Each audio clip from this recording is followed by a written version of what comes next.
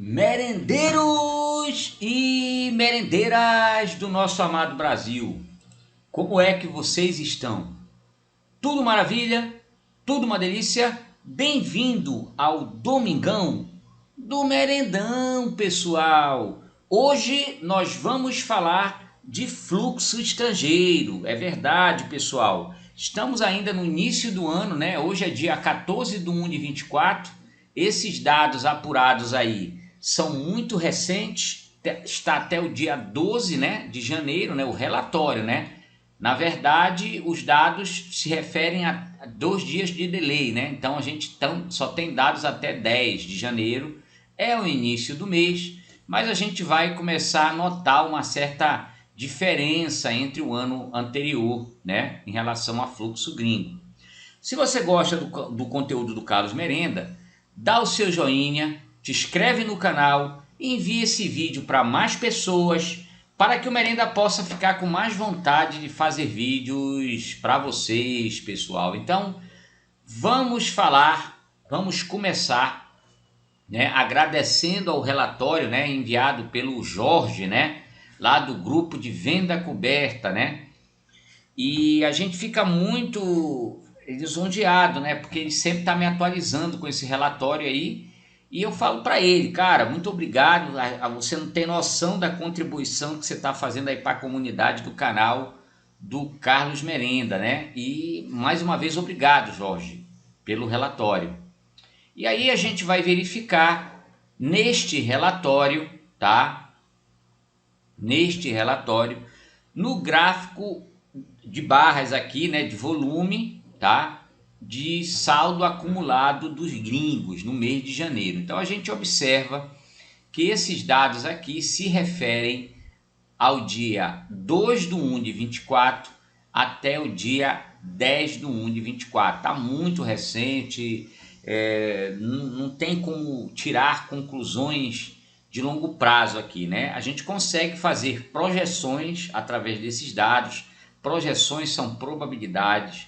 Ninguém sabe o que vai acontecer do lado direito do gráfico, tá? É apenas uma especulação do que pode acontecer, tá?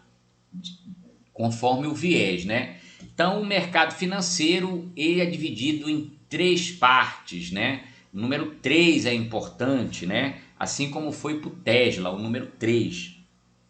Então, a gente vai verificar o seguinte: ou o mercado sobe, ou ele anda de lado, ou ele desce. Não tem mimimi. Só tem essas 3 alternativas. Olha aí o número: 3 alternativas. 3, tá? Nada vai mudar em relação a isso. O mercado sempre, eternamente, vai ser assim. Ou ele vai andar, ou ele vai lateralizar, ou ele vai cair. Ponto. É fato que alguns ativos têm opiniões contrárias, opiniões não, sentidos contrários. Vai ter um grupo que vai subir, vai ter um grupo que vai lateralizar e vai ter um grupo que vai cair, tá? Então, quando a gente descobre essa expertise dos setores, tá? Aí a gente agrega isso num fluxo total, né? Que eu chamo de fluxo agregado, né? De valor agregado, que quando se junta vai dar uma distribuição ou uma impulsão ou uma queda, né? Então, através da distribuição, uma lateralização, tá certo? E agora, pessoal, nós estamos vendo aqui que no saldo acumulado, tá? No saldo acumulado, o gringo continua positivo no nosso mercado. Vale salientar que o fluxo de capital da B3, esses dados são da B3, tá? A fonte é B3, não é tirado de outro lugar, é da B3. E aqui nós estamos falando apenas do mercado secundário, que é o mercado à vista, tá certo? E a gente percebe que eles vieram numa reta merenda aqui, show de bola, tá? Saíram do -2, -51, na soma de saldo bateu até o dia 8/1 de 24, 3,23 bi. E vieram distribuindo no dia 9 e no dia 10, né? Então foram 2 pregões consecutivos que eles fizeram venda. Vale salientar que o saldo do mês de janeiro ainda continua positivo, né? Com aqui 2 bilhões, tá? Se eles continuarem a distribuir, a tendência é a gente ver a bolsa caindo devagar, dando uns saltos para cima, mas sempre mantendo ou uma lateralização ou uma leve queda, beleza? Quando a gente vai olhar o fluxo de capital estrangeiro mensal, a gente o que? É o saldo disso aqui, ó. Ele vai mostrar aqui para mim. Ele vai mostrar para mim que em 2021 tivemos compra, 22, uma das maiores compras da história do fluxo gringo no nosso mercado. Em 2023, um fluxo interessante, né? Superior ao de 2009, tá? Nós temos aqui 56 bi contra 50,07 bi, né? Então a gente percebe, tá, que olhando para o passado, tá, de 2008 para 2009, o maior fluxo foi de 2008, desculpe, até 2024. Claro que dados de 24 é muito complicado. Analisar fluxo mensal de estrangeiro ou de qualquer outra ferramenta, né? É sempre bom analisar o que já foi fechado. Então a gente está olhando aqui até 2023. A gente vê aqui que na comparação, né, é absurda, né? 2009, que foi um ano que a nossa bolsa se recuperou de 2008, né? No topo, nós tivemos uma entrada de 50,7 bi. E no ano de 23, nós tivemos um saldo de 56 bi. Então, o que me chama atenção nessas duas barras aqui, tá, pessoal? Na barra de 2023 com a barra de 2009. O que me chama atenção é que em 2023 nós tivemos, em tese, um fluxo menor. Mas a merenda está 56 bi e 2009 50,07, tá? Estou comparando, pessoal, os topos de mercado, tá? Então, onde nós fomos para o topo foi em 2023, tá certo? E aí é que me chama a atenção, porque o topo de 2009, o valor do mercado financeiro era muito menor. Os valores de preços de ativos não eram menores, mas nós estávamos com volumes menores em 2009. E por 2023 já ter um fluxo de capital muito mais pungente, né? A gente está falando de 2009, que era um fluxo que girava entre 2 a 4 bi, né? Hoje o nosso fluxo de B3 está girando em torno de 19, 20 bi, né? Em momentos normais, em fluxo normal. Então a gente vê que, em relação, na minha humilde opinião, o 2023 foi mais fraco que 2009, tá? Outro dado interessante aqui, né, quando a gente vai olhar o fluxo de capital estrangeiro anual, tá? Que nós já olhamos aqui, na verdade, né, nós já vimos aqui, não sei porque que repetiu aqui, deixa eu ver aqui, fixo capital mensal, tá?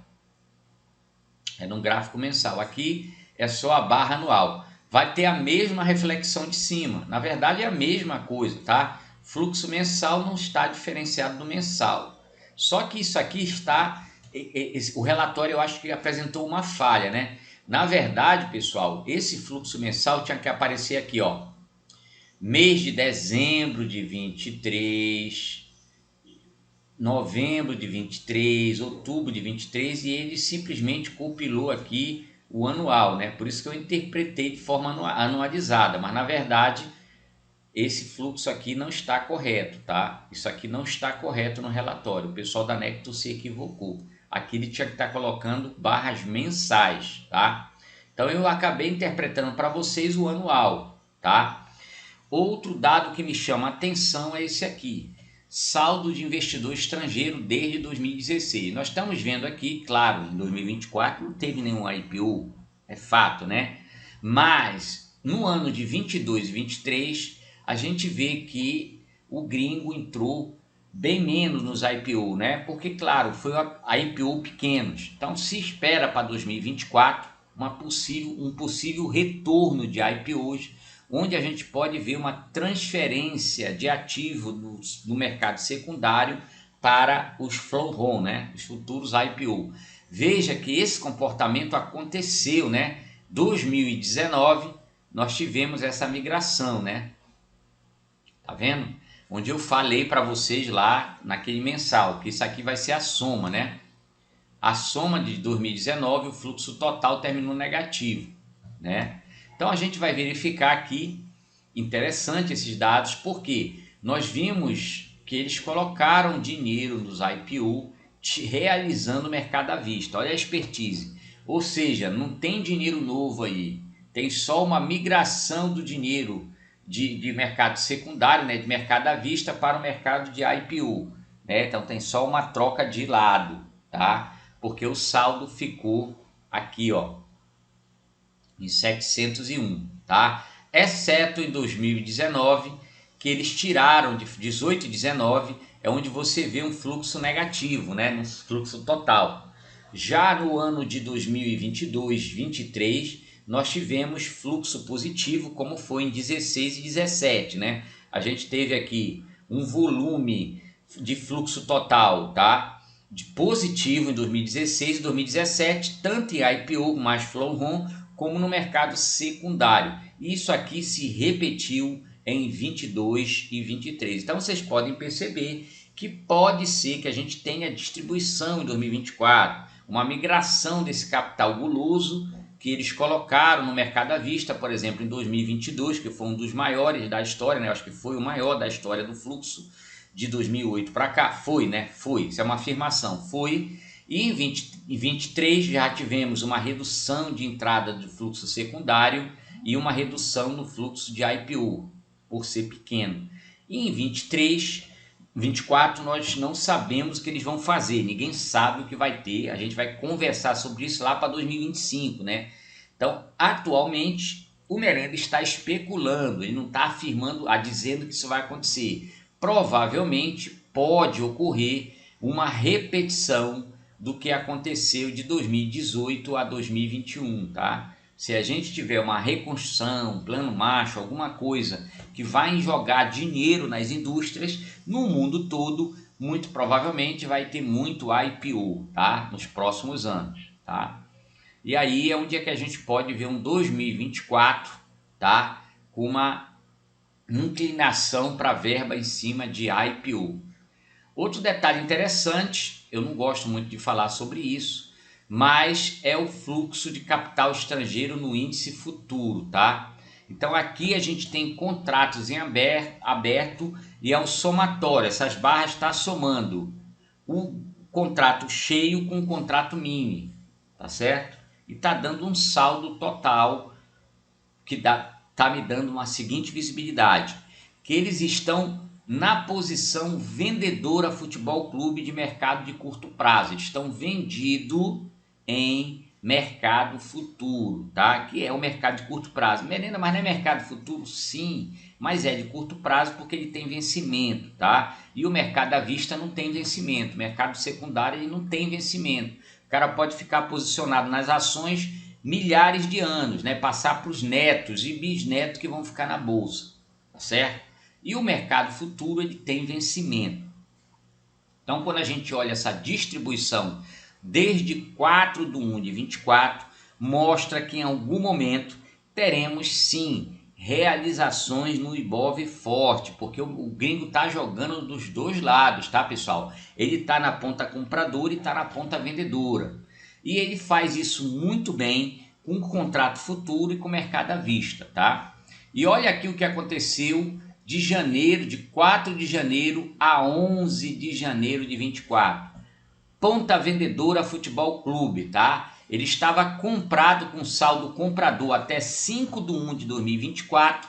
Quando chega no dia 8/1 de 24, ele começa a virar a mão para a ponta vendedora. Olha só, então ele já está no dia 8, 9, 10 e 11, tá? Que é o dado que a gente tem aqui, na ponta vendedora Futebol Clube. Isso somou um saldo de 3,99 bi. Isso vai pesar sim no Ibov, tá? Isso vai pesar. Então, infelizmente, é o que o Merenda está lendo, tá? Ponta vendedora Futebol Clube no mercado de curto prazo, mercado de vencimento.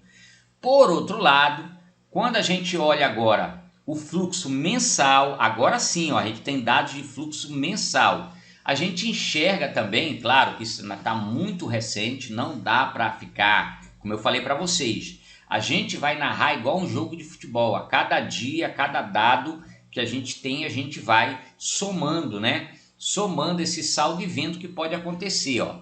Em dezembro de 23 nós terminamos com um saldo vendedor. Olha a expertise dos caras, tá? Eles venderam dezembro e estão vendendo janeiro. Se essas vendas parassem por aqui, coisa que isso é quase impossível de prever, porque ninguém sabe que botões vão apertar na segunda-feira, né? No dia 15.